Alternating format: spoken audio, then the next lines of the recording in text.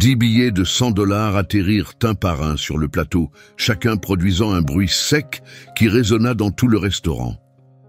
Daniela sentit aussitôt tous les regards se tourner vers elle. À la table principale, Ricardo Morales était assis entouré de 3 cadres américains en costumes impeccables, l'observant avec un sourire tordu. « Je te donne 1000 $ si tu me sers en anglais », lança-t-il d'une voix forte, qui coupa net le brouhaha ambiant. Les cadres échangèrent des regards mal à l'aise, visiblement gênés, mais Ricardo poursuivit sans s'arrêter. « Ou c'est trop demander à une serveuse comme toi de parler anglais ?» Son rire trancha le silence comme une lame. C'était un mardi soir, au Bellini d'Oro, l'un des restaurants les plus luxueux et sélects de São Paulo. Une seule bouteille de vin y coûtait plus qu'1 mois de salaire pour un ouvrier. Le sol en marbre italien poli brillait sous les lustres en cristal qui valaient sûrement plus que le revenu total de Daniela sur 10 ans. Les tables en acajou massif accueillaient des accords à plusieurs millions, tandis que des gens comme Daniela passaient inaperçus. Elle avait 28 ans. Elle travaillait ici depuis 6 mois. 6 longs mois à porter le même uniforme noir soigneusement repassé. 6 mois à verser du champagne valant des milliers de réais à des hommes qui ne la regardaient jamais dans les yeux. 6 mois à entendre parler de yachts, de vacances à Dubaï, de villas à Miami et d'investissements boursiers agressifs. 6 mois à être invisible. Mais Ricardo Morales ne lui avait jamais accordé ce luxe.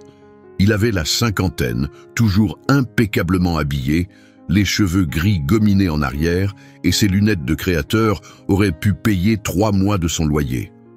Propriétaire de l'une des plus grandes entreprises de construction de l'État, son nom était gravé sur des immeubles partout dans la ville. Il venait au Bellini d'Oro au moins 3 fois par semaine. Et à chaque visite, il lui fallait une cible, une moquerie envers le sommelier sur sa prononciation, une remarque acerbe à un serveur trop lent, une plainte inventée pour éviter de laisser un pourboire. Ricardo se nourrissait de pouvoir, et pour lui, le pouvoir signifiait rabaisser les autres. Daniela était sa cible favorite, peut-être parce qu'elle ne baissait jamais complètement la tête quand il s'adressait à elle. Peut-être parce que, même dans son uniforme de serveuse, elle conservait quelque chose qu'il ne pouvait briser. De la dignité, de la grâce, une force silencieuse qui le dérangeait profondément. Les hommes comme Ricardo Morales ne supportèrent pas de voir de la dignité chez ceux qu'ils jugeaient inférieurs. « Qu'est-ce qui ne va pas, ma belle ?» dit-il maintenant d'un ton faussement doux. « Tu n'es pas intéressé par 1000 $. Il agita un billet vert devant elle, comme une provocation. « Ça fait presque 6000 réais.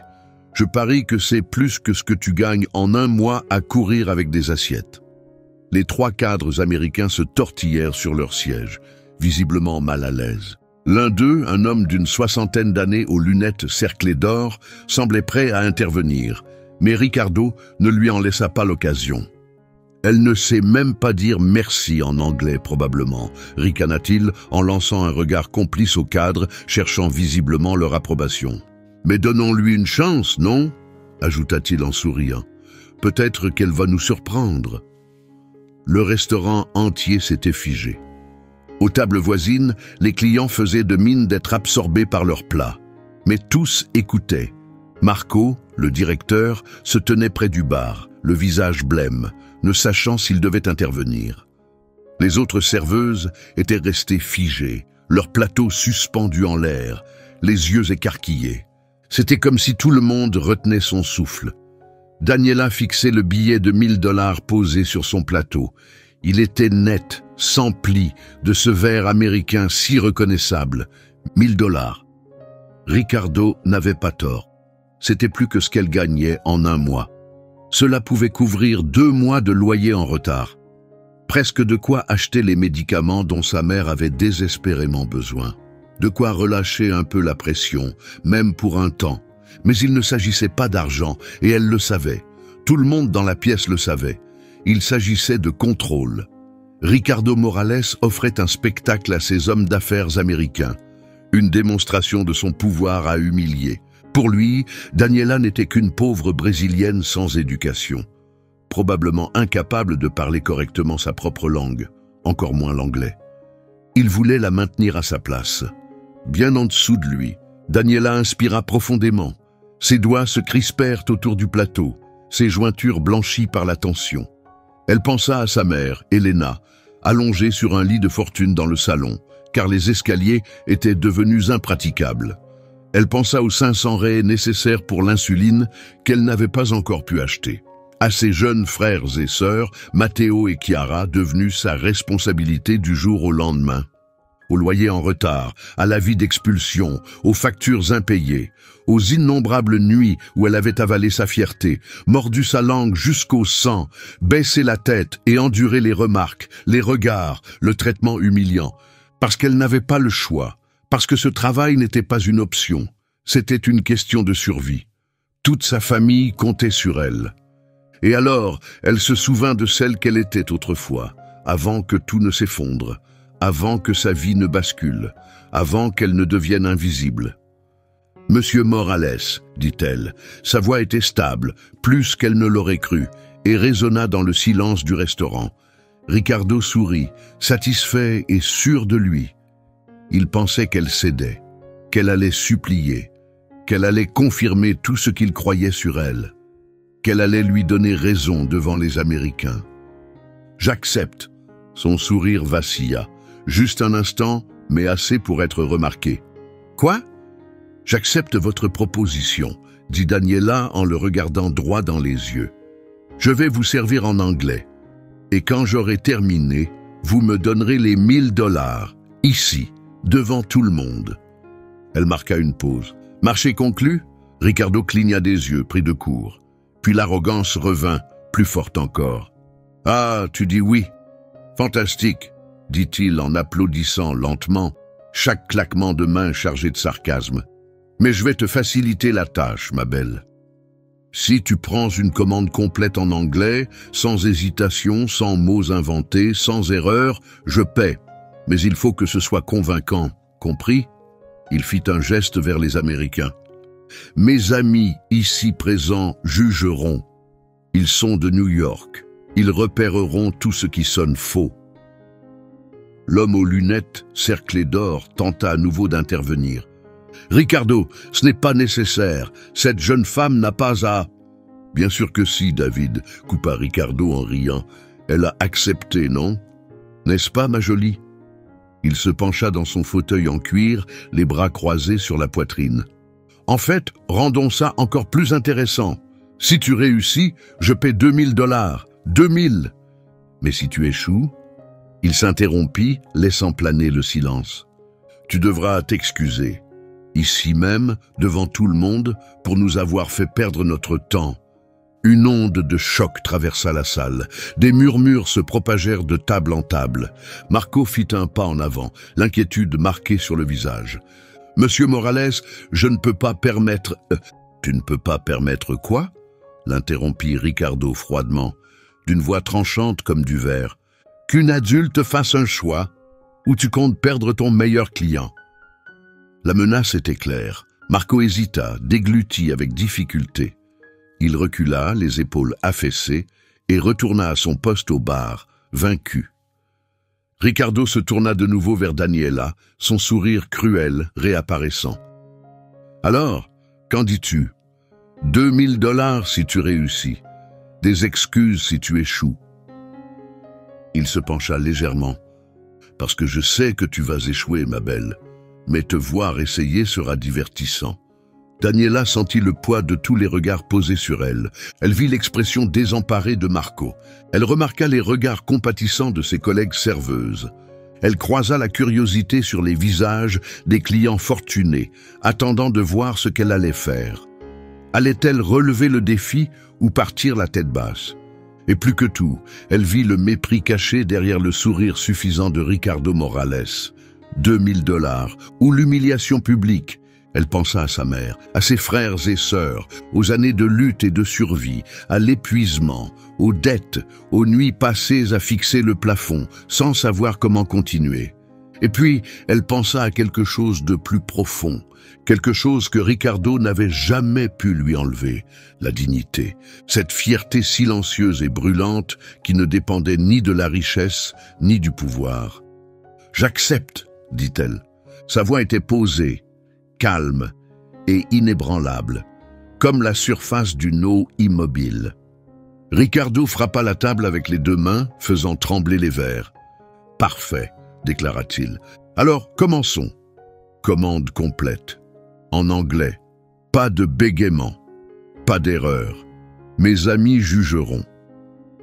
Il fit un geste théâtral comme un présentateur annonçant le clou du spectacle. « La scène est à toi. » Daniela posa délicatement son plateau sur une petite table à proximité. Elle sortit son carnet de la poche de son tablier. Ses mains étaient stables, son cœur battait à tout rompre, mais sa respiration restait calme. Elle leva les yeux et les planta dans ceux de Ricardo. Et puis, sous les projecteurs du restaurant le plus luxueux de São Paulo, avec 2000 $ ou l'humiliation à la clé, Daniela prit la parole. Mais avant d'aller plus loin, avant de comprendre ce qui s'est passé dans cette salle, avant de reconnaître la véritable force qu'elle a montrée, il faut revenir en arrière, car la femme debout là, en noir, carnet en main, n'était pas celle que Ricardo croyait, pas du tout. 3 ans plus tôt, la vie de Daniela était totalement différente. Doctoré Daniela Herrera, un titre obtenu après des années de travail acharné, de nuits blanches et de sacrifices constants. Elle avait un diplôme en langue de l'USP, l'une des meilleures universités du Brésil. Elle avait ensuite fait un master en linguistique appliquée, puis un doctorat en traduction et interprétation. Elle avait soutenu sa thèse, avec mention, publié ses recherches dans des revues internationales, donné des conférences dans des universités à travers l'Europe.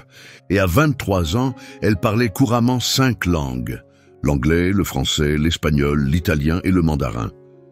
Pas simplement des connaissances scolaires, mais une véritable maîtrise, du genre à rêver, argumenter et plaisanter naturellement dans chaque langue. Daniela avait enseigné à l'université pendant 5 ans. Elle était spécialisée en traduction et interprétation. Ses étudiants l'admiraient. Ils disaient qu'elle savait rendre les concepts complexes faciles à comprendre, qu'elle rendait les langues étrangères moins intimidantes. Elle gagnait bien sa vie, 9000 réals par mois, rien qu'avec l'enseignement. Mais ce qui la faisait vraiment vibrer, c'était l'interprétation simultanée. Elle travaillait lors de conférences internationales, de sommets d'affaires et de réunions diplomatiques. Assise dans une cabine, casque sur les oreilles, traduisant en temps réel, c'était un véritable rush, de l'adrénaline pure. Ce travail exigeait une concentration absolue. Une seule erreur pouvait provoquer de graves malentendus, voire faire échouer des négociations cruciales ou des contrats à plusieurs millions. La pression était énorme. Et Daniela excellait. Elle avait interprété pour des PDG de haut rang, des ambassadeurs, des responsables gouvernementaux. Elle avait travaillé lors d'événements internationaux majeurs, de lancements de produits et de sommets mondiaux. Son nom était devenu reconnu dans le milieu et sa rémunération en témoignait. Elle assurait généralement 10 événements par mois. Elle avait fait le calcul, entre l'enseignement et l'interprétation, elle gagnait entre 15 et 20 000 réals les bons mois. Sa vie était stable. Mieux encore, elle était florissante. À seulement 25 ans, Daniela semblait inarrêtable. Puis le téléphone sonna. C'était tôt, un jeudi matin. Elle venait tout juste de rentrer d'un événement tardif et dormait profondément, épuisée.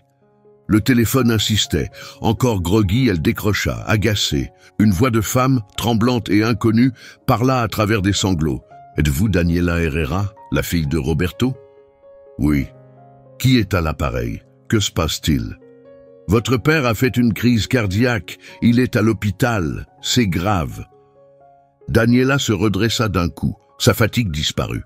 « Quel hôpital? J'arrive tout de suite. » Elle traversa les rues calmes de São Paulo au petit matin et atteignit l'hôpital en 20 minutes. C'est là qu'elle rencontra Helena. Helena était l'épouse de son père, une femme d'une 40aine d'années, des mèches grises dans les cheveux et les yeux rouges de larmes. Daniela n'avait jamais entendu parler d'elle. « Vous ne saviez pas ?» demanda Helena, sincèrement étonnée. « Roberto ne nous a jamais mentionné ?»« Jamais !» Ils étaient mariés depuis 5 ans. Helena avait 2 enfants adolescents d'une relation précédente, Matteo et Chiara. Le père de Daniela les avait élevés comme les siens. Il payait toutes les factures. Il subvenait entièrement à leurs besoins. Et jamais il n'en avait parlé à Daniela. Elle et son père avaient toujours été distants. Daniela avait grandi pratiquement seule après le départ de sa mère, quand elle avait 5 ans. Son père, conducteur de bus, travaillait sans relâche. Les week-ends, les jours fériés, il acceptait chaque service disponible. Tout cela pour offrir à Daniela une chance d'avoir un avenir meilleur, pour qu'elle puisse se concentrer sur ses études, pour qu'elle réussisse. Mais l'amour n'avait jamais fait partie de leur relation. Leur lien reposait sur le devoir, pas sur la tendresse. Ils se voyaient 1 fois par mois, déjeunaient en silence. Il lui demandait comment allait le travail. Elle répondait brièvement. Il disait qu'il était fier d'elle. Elle hochait la tête, puis ils repartaient chacun de leur côté. Elle n'avait jamais su qu'il avait bâti un nouveau foyer, qu'il avait une nouvelle famille, qu'il avait peut-être trouvé le bonheur. À présent, il gisait inconscient dans un lit d'hôpital relié à une machine qui l'aidait à respirer. Les médecins parlaient d'une chance sur 2. Daniela n'hésita pas. Elle prit un congé de l'université, annula toutes les missions d'interprétation prévues pour les mois à venir. Son seul objectif était de s'occuper de son père. L'opération dont il avait besoin coûtait 120 000 réais. Le système public avait une liste d'attente de 4 mois.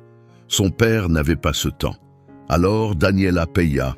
Elle vida ses économies, 50 000 réais qu'elle avait mis de côté pour l'acompte de son premier appartement, disparu en une seule transaction. L'opération réussit, son père survécut, mais la convalescence fut longue, 2 mois à l'hôpital, suivie de rééducation et de médicaments, encore 60 000 réais de dépenses. Daniela vendit sa voiture, elle paya tout. Son père rentra finalement à la maison, en vie. Daniela ressentit un immense soulagement. Cela en valait la peine.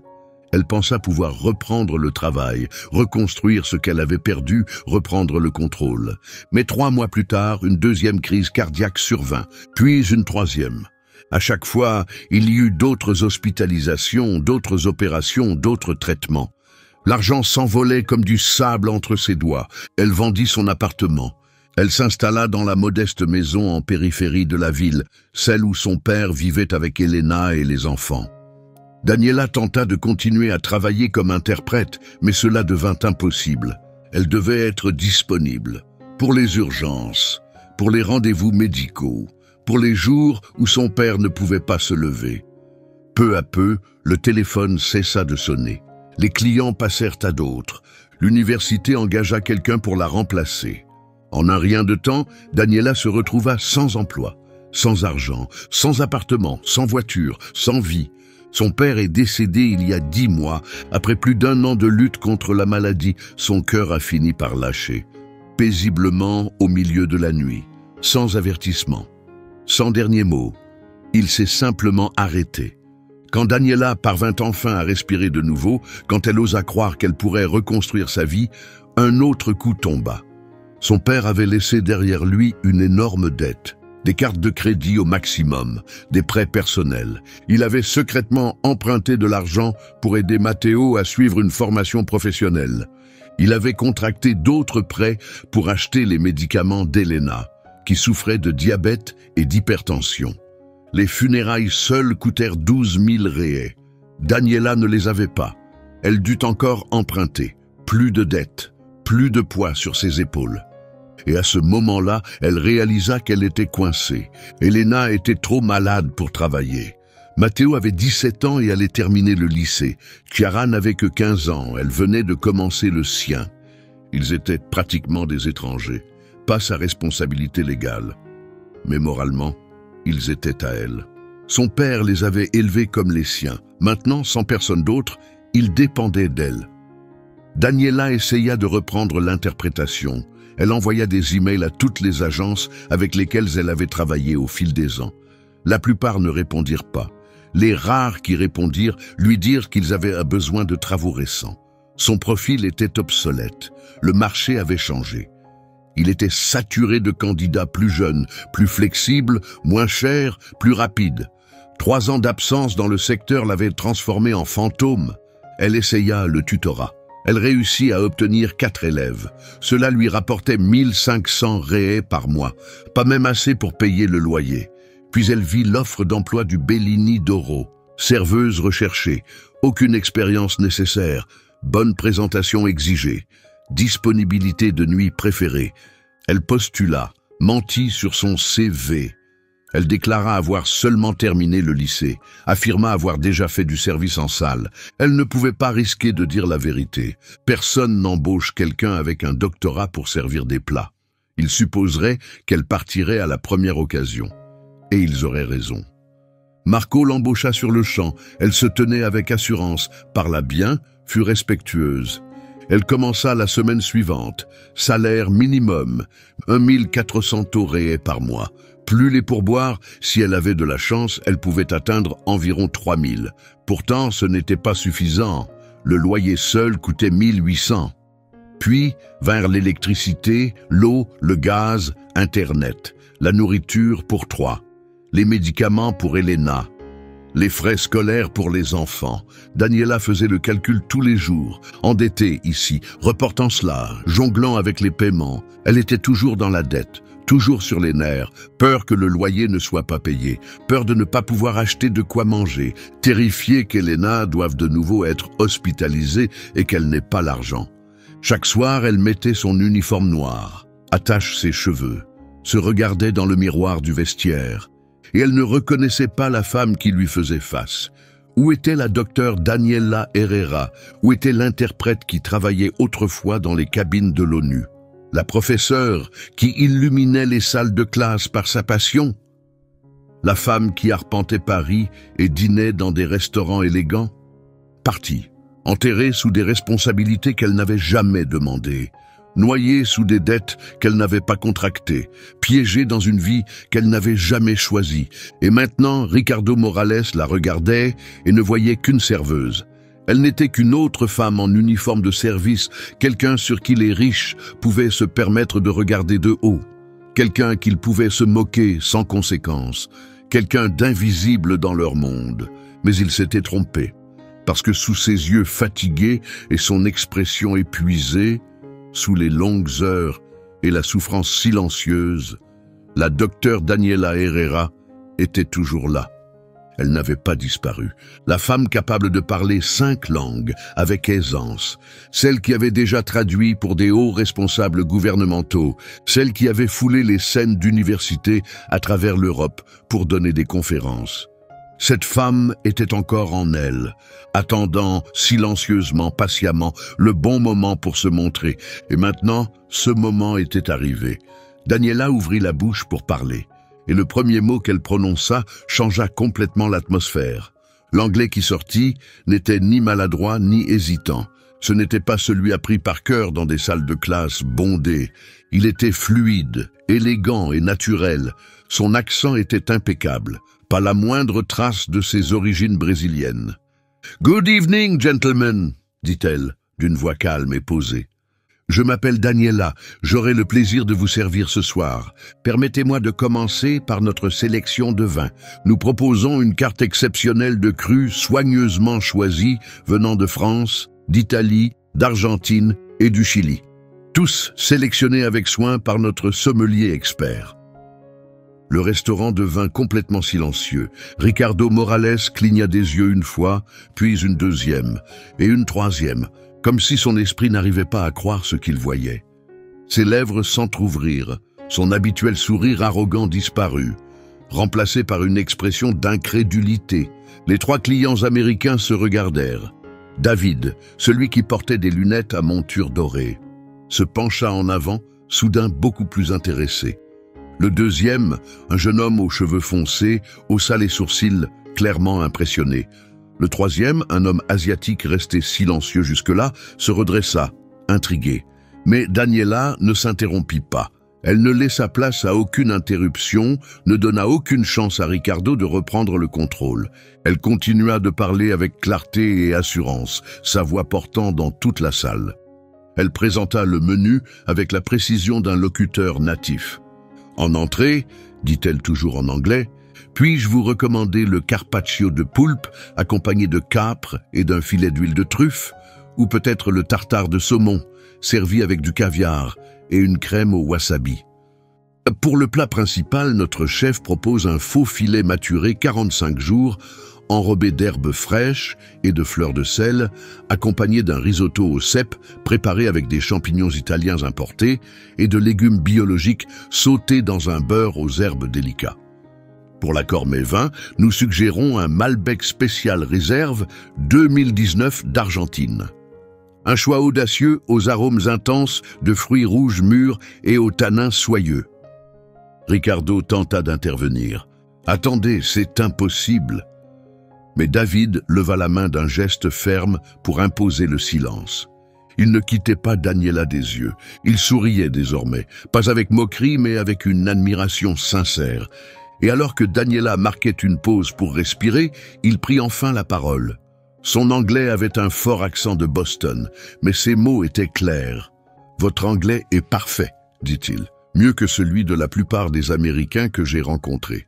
Où avez-vous appris à parler aussi bien ?» Daniela se tourna vers lui avec un sourire calme et confiant. « Merci, monsieur. C'est très aimable. Mais si cela peut vous être utile, je peux également assurer le service en français, en espagnol, en italien ou en mandarin, selon la langue qui vous convient le mieux. » La table entière réagit avec surprise. L'exécutif aux cheveux noirs éclata de rire, frappant la table de sa paume. L'homme asiatique se pencha en avant, les yeux écarquillés, désormais complètement captivé par Daniela. David frappa lui aussi la table de la main, secouant la tête comme s'il n'en revenait pas. « 5 langues !» s'exclama-t-il en anglais, le ton incrédule. « Vous êtes en train de me dire que vous parlez 5 langues couramment ?» « Oui, monsieur, » répondit Daniela avec une parfaite maîtrise. « Couramment. » L'exécutif aux cheveux foncés se tourna vers Ricardo. « Tu étais au courant, Ricardo semblait vidé de son sang. Il ouvrit la bouche plusieurs fois, tentant de parler, mais aucun son n'en sortit. Il paraissait complètement sonné comme un homme noyé dans la confusion. « C'est absurde, » finit-il par marmonner. « Elle fait semblant.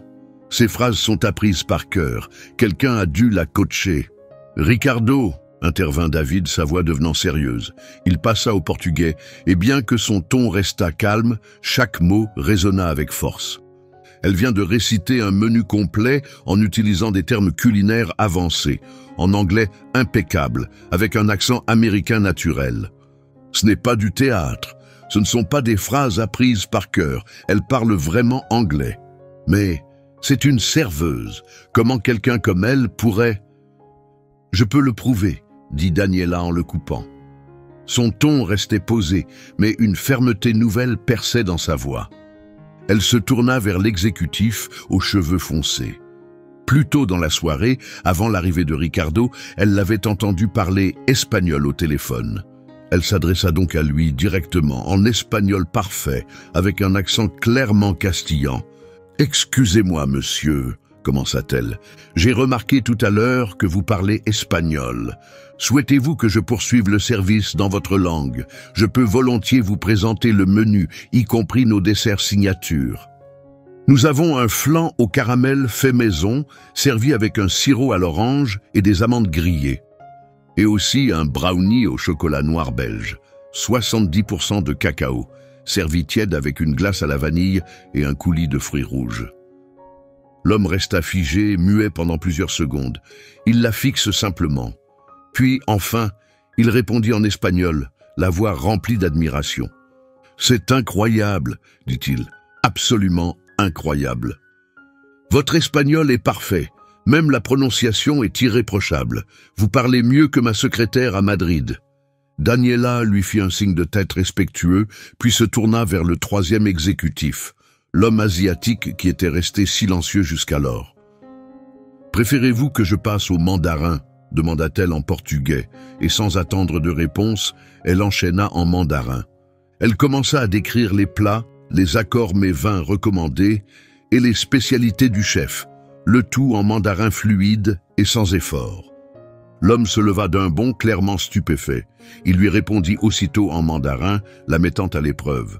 Daniela répliqua avec aisance, son ton naturel, son élocution fluide.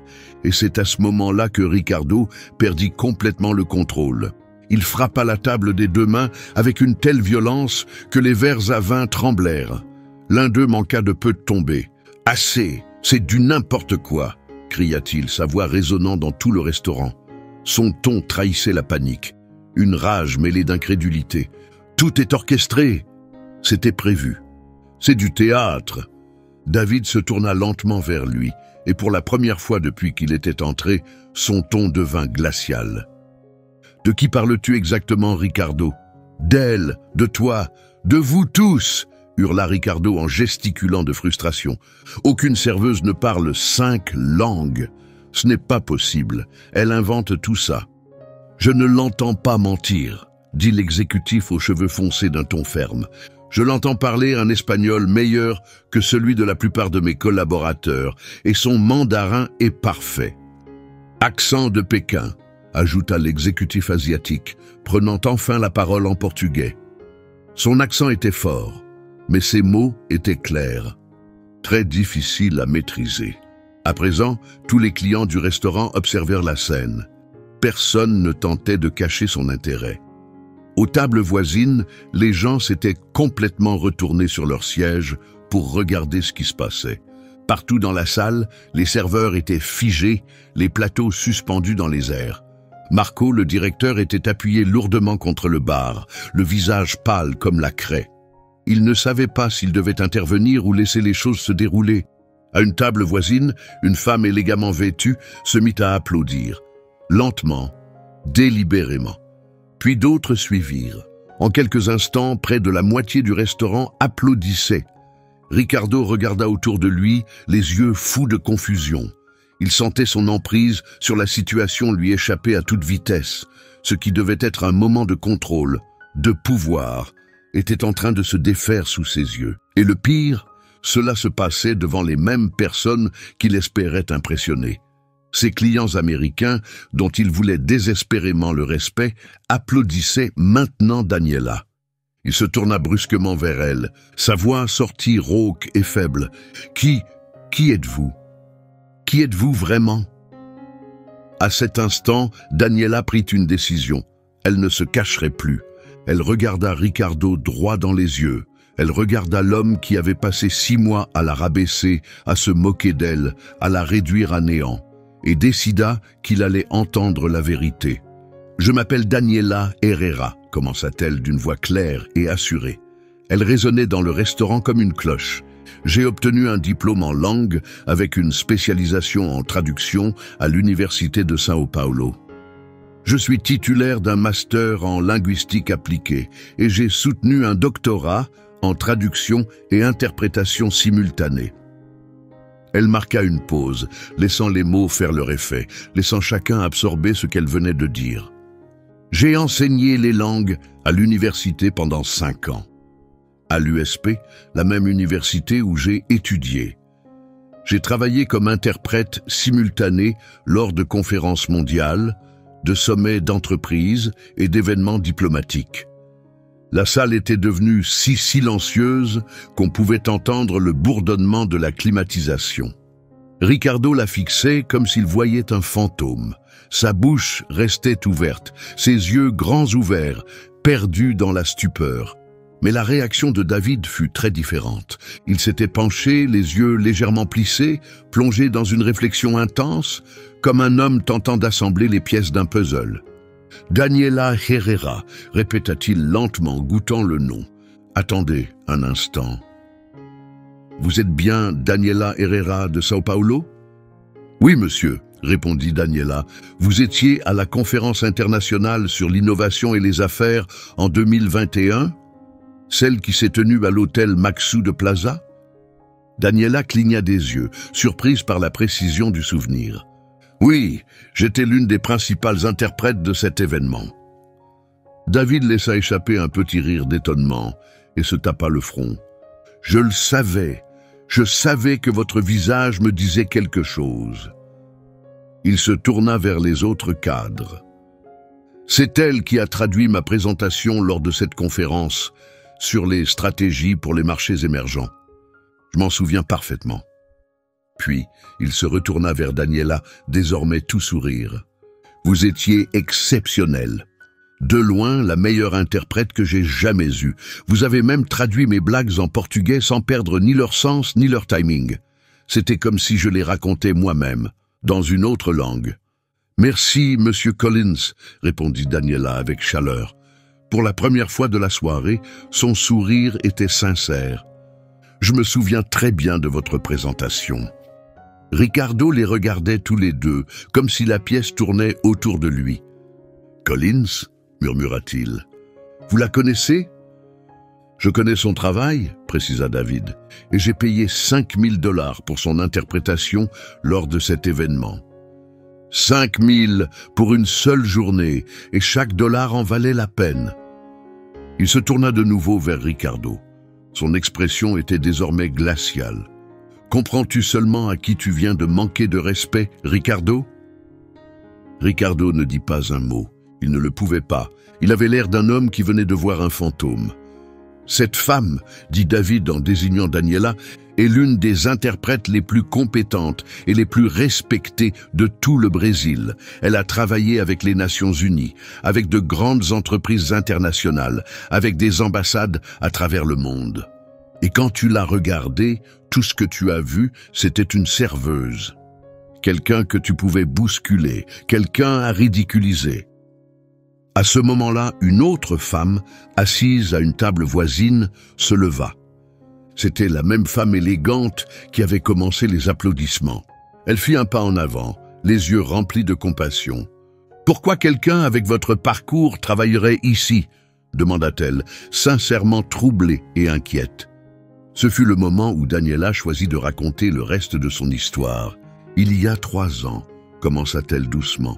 Pour la première fois, sa voix trembla, mais elle continua. Mon père a eu sa première crise cardiaque. Il avait besoin d'une opération immédiate et de soins spécialisés, mais le système de santé publique avait des listes d'attente qui duraient des mois. Et il n'avait pas ce temps devant lui. Elle fit une pause pour reprendre son souffle, se recentrer. Alors j'ai tout abandonné.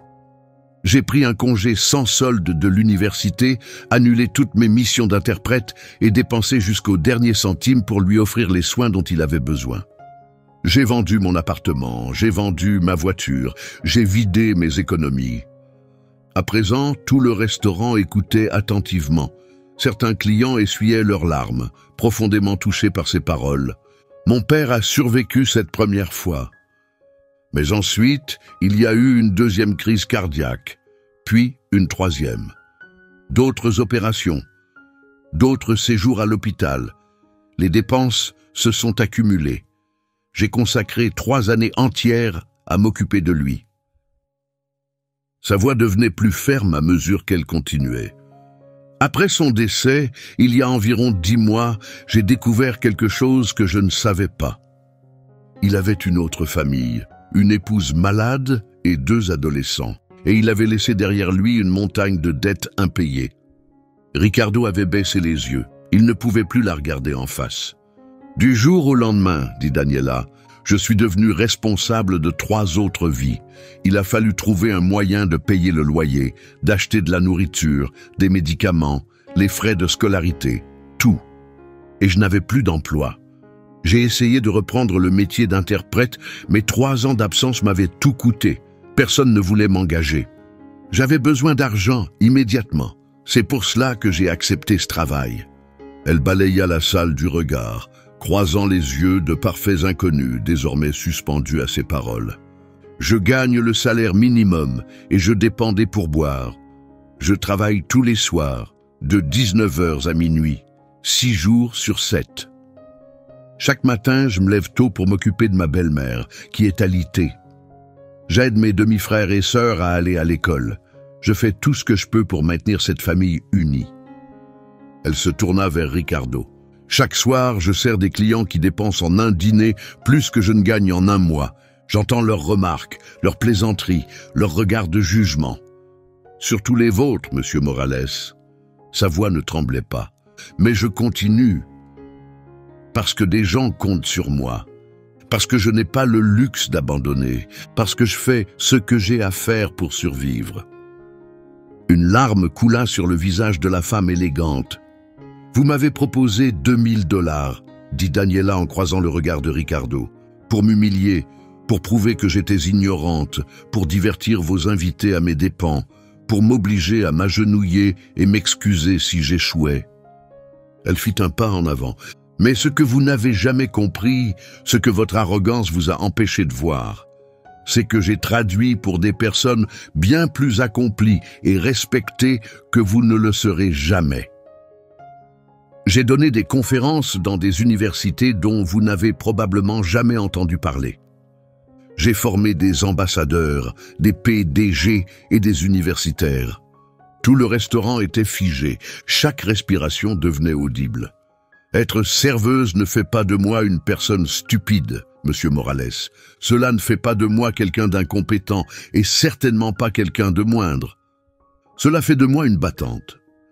Quelqu'un que la vie a renversé encore et encore, mais qui se relève chaque jour. » Daniela inspira profondément. « Et si tout ce que vous voyez en me regardant, c'est quelqu'un à moquer et à rabaisser? Si vous êtes incapable de voir la personne, l'histoire, l'être humain qui se tient devant vous, alors le problème ne vient pas de moi, monsieur. Il vient de vous. » Le silence qui suivit fut total. Personne ne bougea, personne ne respira. On aurait dit que le temps s'était arrêté dans le restaurant. Ricardo Morales semblait anéanti, non pas physiquement, mais intérieurement. Cela se lisait dans ses yeux, dans l'affaissement de ses épaules, dans le fait qu'il n'osait plus croiser le regard de Daniela, qu'il ne pouvait affronter ni David, ni personne. Il était entré sûr de lui, se comportant comme un homme important. Le grand patron, l'homme qui signe les chèques et attire l'attention. Mais à présent, devant tout le monde, il avait été démasqué, non comme un leader, mais comme un homme mesquin, petit, qui tirait sa satisfaction en rabaissant les autres. David Collins se leva lentement. L'admiration qu'il avait manifestée plus tôt avait disparu. Elle avait laissé place à quelque chose de bien plus froid, le mépris. « Tu veux savoir quel est ton problème, Ricardo ?» dit David, d'une voix basse mais tranchante comme du verre. « Tu crois que la valeur d'une personne se mesure à ses vêtements, sa voiture ou le titre inscrit sur sa carte de visite.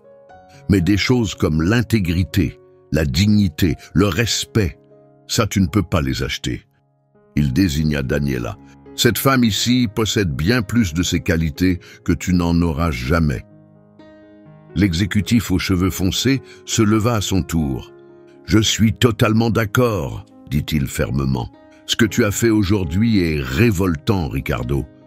Vraiment révoltant. » Le troisième cadre, celui qui était resté silencieux, ne prononça pas un mot. Mais il se leva aussi. Le message était clair. Leur soutien allait à Daniela, pas à Ricardo. Ricardo regarda autour de lui, désespéré, presque suppliant, comme s'il cherchait quelqu'un pour prendre sa défense. Mais tout ce qu'il vit, ce furent des regards glacés. Des gens qui, quelques minutes plus tôt, riaient et buvaient avec lui, le fixaient à présent avec un dégoût silencieux. Les serveurs le regardaient avec hostilité. Marco, le directeur qui avait toujours fait des efforts pour l'accommoder, le fixait maintenant avec une désapprobation muette. Je ne connaissais pas sa situation, tenta de se justifier Ricardo, la voix faible, brisée. C'était juste une blague. Je ne voulais pas une blague. La femme élégante s'avança, sa voix tranchant le silence. Vous appelez une humiliation publique une blague? À une autre table, un homme en costume sombre secoua lentement la tête. Honteux, absolument honteux. David fit un pas en avant. Tu as fait un pari, Ricardo. 2000 $ si elle y arrivait. Eh bien, non seulement elle a réussi, mais elle t'a prouvé qu'elle est plus intelligente, plus cultivée et bien plus impressionnante que ce que tu aurais pu imaginer. Alors paie-la. Les mains tremblantes, Ricardo sortit son portefeuille. Il compta 20 billets de 100 $. Mais alors qu'il tendait la main pour les poser sur la table, Daniela l'arrêta. « Non, dit-elle d'une voix calme mais ferme, tu vas me les donner. Directement et tu vas t'excuser, à voix haute. De la même manière que tu as essayé de m'humilier en public. Le visage de Ricardo devint cramoisi. « Quoi ?»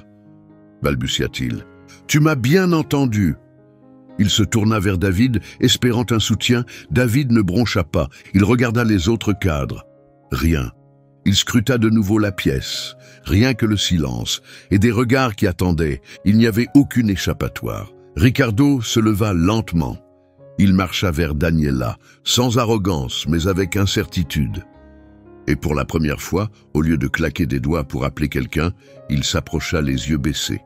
Il tendit l'argent. Daniela ne le prit pas immédiatement. Elle resta simplement debout, main ouverte, patiente.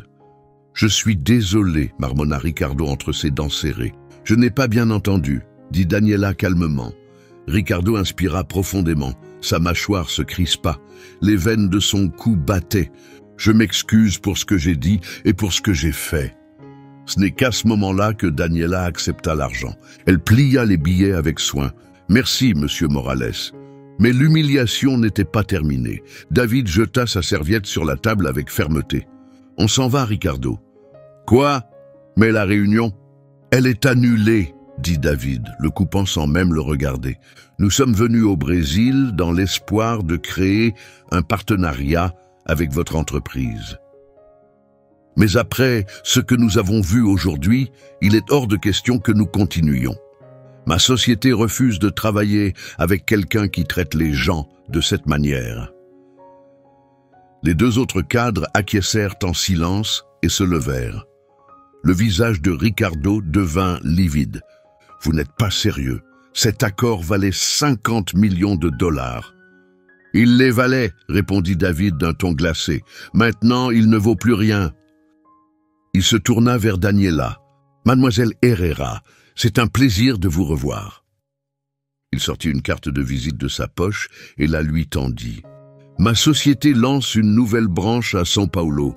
Nous cherchons quelqu'un pour diriger les relations internationales, une personne parlant plusieurs langues et comprenant à la fois la culture brésilienne et américaine. Le poste est rémunéré 25 000 réais par mois avec tous les avantages. » Il lui tendit la carte. « Si cela vous intéresse. » Les mains de Daniela tremblaient quand elle la prit. 25 000 réais, 10 fois plus que ce qu'elle gagnait actuellement. Une chance de recommencer. « Je suis très intéressé, Monsieur Collins. Appelez-moi demain, à 9 heures précises. » Les trois cadres quittèrent le restaurant ensemble. Ricardo resta seul, stupéfait devant l'énorme opportunité qu'il venait de gâcher. Le restaurant éclata en applaudissements. Ricardo jeta de l'argent sur la table et sortit furieux. Il partit humilié, vaincu. Les applaudissements résonnaient encore quand Daniela se permit enfin d'expirer. De vraiment respirer. Ses jambes étaient flageolantes. Ses mains ne cessaient de trembler. L'adrénaline qui l'avait portée pendant la confrontation retombait rapidement, la laissant complètement vidée. Marco s'approcha, les yeux remplis de culpabilité. « Daniela, je suis tellement désolé. J'aurais dû parler, j'aurais dû te soutenir, mais j'ai eu peur. »« Ce n'est rien, Marco, » dit-elle doucement. « Je comprends. »« Non, ce n'est pas rien, » insista-t-il en secouant la tête. « Tu as été courageuse. Moi, je ne l'ai pas été. Tu as été incroyable. » Il essuya une larme. « Prends le reste de la soirée. Payé, tu l'as bien mérité. » D'autres serveuses s'approchèrent. Elisa, qui travaillait là depuis 3 ans, la serra fort dans ses bras. « Tu es mon héroïne, » murmura-t-elle. « On a toutes rêvé de faire ce que tu as fait. Il nous a toutes humiliées. » Sarah ajouta. « Mais tu as été la seule à avoir la force de lui tenir tête. » Les clients commencèrent à venir. Une femme élégante prit doucement la main de Daniela. « Tu es une source d'inspiration, ma chérie. Ne laisse plus jamais personne te faire sentir inférieur. » Un homme d'affaires laissa un pourboire de 500 raies. « Pour ton avenir, » dit-il chaleureusement. D'autres suivirent bientôt. 200 ici, 300 là, 100 ailleurs. En quelques minutes, Daniela avait reçu plus de 2000 réais en pourboire. Sans compter les 2000 dollars que Ricardo lui avait jetés plus tôt. Elle était submergée. Marco la guida jusqu'à son bureau et lui offrit un verre d'eau. « Assieds-toi, respire. » Elle s'assit, les yeux fixés sur la carte de visite de David Collins. C'était réel, tout s'était vraiment passé. Elle avait tenu tête à Ricardo Morales. Elle avait montré sa force, et maintenant une opportunité incroyable était entre ses mains. 25 000 réais par mois. Elle fit rapidement le calcul dans sa tête. Elle pouvait rembourser toutes ses dettes en 6 mois, offrir à Elena la vie qu'elle méritait, mettre Matteo et Chiara dans une bonne école. Respirer, vraiment respirer. « Tu vas accepter le poste, pas vrai ?» demanda Marco. « Oui », répondit Daniela. Pour la première fois depuis 3 longues années, un vrai sourire apparut sur son visage. « Oui », dit-elle doucement, « bien sûr que je vais accepter. »« Tu l'as mérité, Daniela », répondit Marco. « Tu as toujours été destinée à bien plus que ce que cet endroit pouvait offrir. » Il hésita avant d'ajouter « Il y a toujours eu quelque chose d'unique chez toi. Ta façon de parler, ta posture. Mais je n'aurais jamais deviné la vérité. J'ai tout fait pour la cacher, admit-elle. Je ne pensais pas qu'on donnerait un poste de serveuse à quelqu'un avec un diplôme de médecine. Et je ne l'aurais probablement pas fait, dit-il en secouant la tête avec un petit rire amer. J'étais aveugle, vraiment. Elle resta encore un moment dans son bureau, laissant les émotions s'apaiser. Quand elle revint enfin dans la salle principale, le restaurant semblait comme toujours. Des clients qui parlaient doucement, une musique de fond légère, des serveurs en mouvement. Mais pour elle, le monde avait complètement changé. Elle se dirigea vers la salle du personnel, rassembla ses affaires et s'arrêta en voyant son uniforme encore suspendu. Tant de services, tant de fois où elle avait ravalé sa fierté, tant de fatigue, de frustration et de douleurs silencieuses. Mais maintenant, c'était comme si une porte s'ouvrait enfin. Son téléphone vibra, c'était Matteo. « Dani, il y a un souci avec maman. Elle est étourdie. Je crois que sa tension est trop élevée. » Sa poitrine se serra. « J'arrive tout de suite. Reste avec elle, ne la quitte pas. » Elle sortit en courant sans attendre une seconde. Au lieu de prendre le bus, elle appela un Uber et ne pensa même pas aux 40 réais que cela coûtait. L'argent n'était plus un souci. Elle arriva en moins de 20 minutes. Elena était pâle et en sueur. Elle vérifia sa tension. 180/100. Très dangereux. Où sont ses médicaments? On n'en a plus depuis hier, dit Matteo gêné. Je ne voulais pas t'inquiéter pendant que tu travaillais. Ce n'est pas grave, l'interrompit-elle rapidement. Elle attrapa son sac, sortit 500 réais de ses pourboires et les lui donna. « Va chercher tout ce qu'il y a sur la liste, maintenant !» Matteo hocha la tête et sortit en courant. Daniela s'assit à côté de sa mère et lui prit doucement la main. Elena ouvrit les yeux et murmura « Désolée d'être un fardeau. »« Tu n'es pas un fardeau, donna Elena, » répondit-elle avec tendresse. « Repose-toi, Matteo est déjà parti chercher tes médicaments. » « Mais comment as-tu eu l'argent ?» demanda faiblement sa mère. « Je sais à quel point c'est serré. » Daniela sourit et lui caressa la main. Ce soir, c'était différent. Une bénédiction. Matteo revint avec les médicaments. Elle donna la bonne dose à Elena et bientôt, sa tension commença à se stabiliser. En moins d'une demi-heure, la crise était passée. Chiara sortit de sa chambre, les larmes encore sur le visage. Elle va s'en sortir? Oui, la rassura Daniela en serrant sa petite sœur dans ses bras. Elle va bien maintenant. Elle aida ses 2 frères et sœurs à se préparer pour aller dormir, puis prépara une tisane pour Elena. Ce n'est qu'après tout cela, vers 2 heures du matin, qu'elle s'assit seule dans la cuisine. Elle posa la carte de visite de David Collins sur la table. À côté, il y avait l'argent des pourboires et l'enveloppe avec les dollars de Ricardo. Plus de 2000 réais, 2000 dollars américains. Pour la première fois depuis ce qui lui semblait une éternité, elle n'était plus piégée. Elle n'était plus en retard sur ses factures. Elle n'avait plus peur. Elle avait quelque chose de nouveau, un avenir. Et dans quelques heures, à 9 heures précises, elle ferait un appel qui changerait sa vie. 3 mois plus tard, Daniela était assise dans un grand bureau au 23e étage d'une tour surplombant l'Avenida Paulista. D'immenses fenêtres baignaient l'espace de lumière et offraient une vue magnifique sur Sao Paulo. Son nom était inscrit sur la porte, directrice des relations internationales. Cet appel à David Collins avait tout changé. Elle avait commencé immédiatement, une semaine de formation, et elle n'avait jamais regardé en arrière. Depuis ce moment, sa vie avait totalement basculé. Elle avait déjà organisé 3 grands événements internationaux, conclu des accords avec plusieurs entreprises européennes et formé une petite équipe de 5 professionnels compétents qu'elle avait elle-même recrutés. Son salaire arrivait régulièrement le 20 de chaque mois, 25 000 réais, de quoi transformer toute sa réalité. En seulement 2 mois, elle avait remboursé toutes ses dettes. Elle avait déménagé dans une nouvelle maison, 3 chambres situées dans un quartier calme et sécurisé. Elena avait son propre espace au rez-de-chaussée. Matteo et Chiara avaient chacun leur chambre. Sa mère ne manquait plus jamais de médicaments. En fait, sa santé s'était tellement améliorée qu'elle pouvait désormais se déplacer dans la maison sans aide. Matteo avait été accepté dans un programme d'ingénierie. Chiara brillait à l'école. Quant à Daniela, elle était devenue pleinement elle-même, mais plus ancrée, plus résistante, plus lucide. La personne qu'elle était censée être, mais en plus forte. C'était un vendredi soir, vers 6 heures, quand elle quitta le bureau. Elle se sentait fatiguée, mais d'une fatigue satisfaisante. Le genre d'épuisement qui vient du travail, qui a du sens, de la construction de quelque chose qui compte.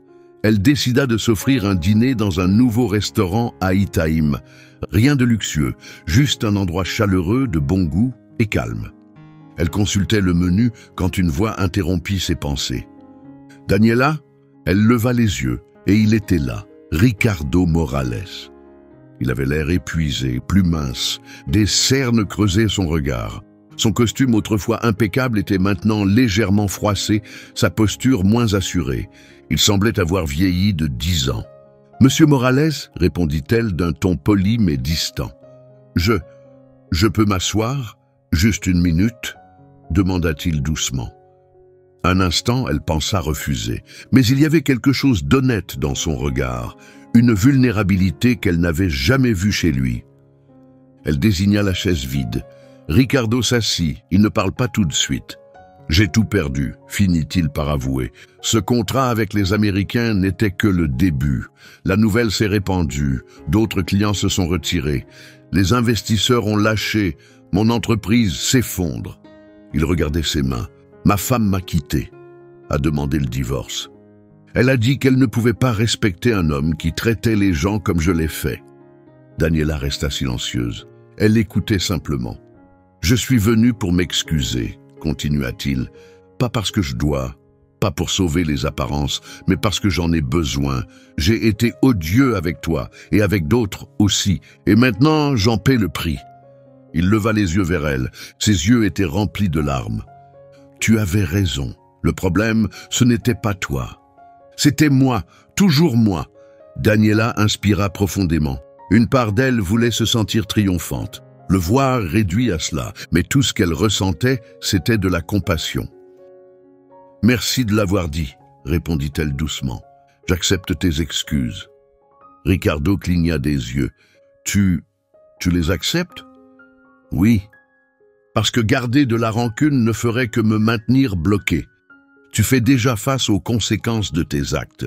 Je n'ai pas besoin d'en rajouter. » Elle marqua une pause. « Mais j'espère que cela te changera vraiment, que tu en tireras une leçon, et que la prochaine fois tu traiteras les gens avec dignité. » Ricardo hocha la tête et s'essuya le visage. « Je vais essayer, » dit-il, « je te le promets. » Il se lève. « Merci de m'avoir écouté. Et félicitations, j'ai entendu dire que tu fais de grandes choses. »« C'est vrai, » dit Daniela en souriant doucement. « Vraiment. » Il s'éloigna et elle resta là un instant, immobile, calme. Elle ressentit quelque chose qu'elle n'avait pas ressenti depuis des années, la paix. Elle mangea seule, savourant chaque bouchée de son repas. Son esprit vagabonda à travers les souvenirs, la douleur, les obstacles, les moments les plus sombres. Et la remontée, la vie, réalisa-t-elle, à un rythme étrange. Elle te brise juste assez pour te reconstruire plus fort. Sur le chemin du retour, elle passa devant le Bellini d'Oro. Elle s'arrêta devant. Les fenêtres brillaient d'une lumière chaleureuse. À l'intérieur, les clients bien habillés sirotaient du vin et dînaient avec élégance. Elle observa un instant, puis sourit. Cet endroit avait autrefois été sa prison. Aujourd'hui, ce n'était plus qu'un souvenir. Mais c'était aussi le lieu où elle avait retrouvé sa force. L'endroit où elle s'était rappelé que rien, aucune situation, aucune personne ne pourrait jamais lui enlever sa véritable identité. Elle rentra chez elle vers 9 heures. Elena était sur le canapé, regardant la télévision, le visage plein de couleurs et de chaleur. Matteo était dans sa chambre, concentré sur ses livres. Chiara était assise à la table de la cuisine, gribouillant joyeusement. « Elle est là! Danny est rentré !» cria Chiara en se levant d'un bond pour lui sauter dans les bras. Daniela s'agenouilla pour serrer sa petite sœur contre elle, puis elle regarda autour d'elle, la maison qu'ils avaient construite. Elle entendit les rires, sentit la chaleur dans l'air et sut au fond d'elle qu'elle y était parvenue. Pas parce qu'elle avait remis Ricardo à sa place, pas parce qu'elle avait décroché un poste très bien payé, mais parce qu'elle avait préservé sa dignité, même lorsque tout semblait vouloir la lui arracher. Parce qu'elle s'était relevée après avoir été renversée, parce qu'elle avait refusé de laisser le monde définir sa valeur. Elle était Daniela Herrera, une médecin, une traductrice, une enseignante, une serveuse, une fille, une sœur, une survivante, une battante. Et plus jamais personne ne lui ferait oublier cela. La vie essaiera de faire taire ta voix, et beaucoup applaudiront quand tu baisseras la tête. Mais la dignité n'est pas un cadeau qu'on te donne, c'est ton droit depuis toujours. Si cette histoire t'a touché, appuie sur le bouton « J'aime ». Montre au monde qu'il existe encore des personnes qui croient en la dignité humaine. Écris en commentaire « Le respect est un minimum » ou partage ton expérience avec nous, ton propre combat, ta propre remontée. Et si les histoires de justice et de force intérieure te parlent, abonne-toi à cette chaîne. Parce qu'ici, nous croyons à une chose puissante. Être humble n'a jamais voulu dire être faible.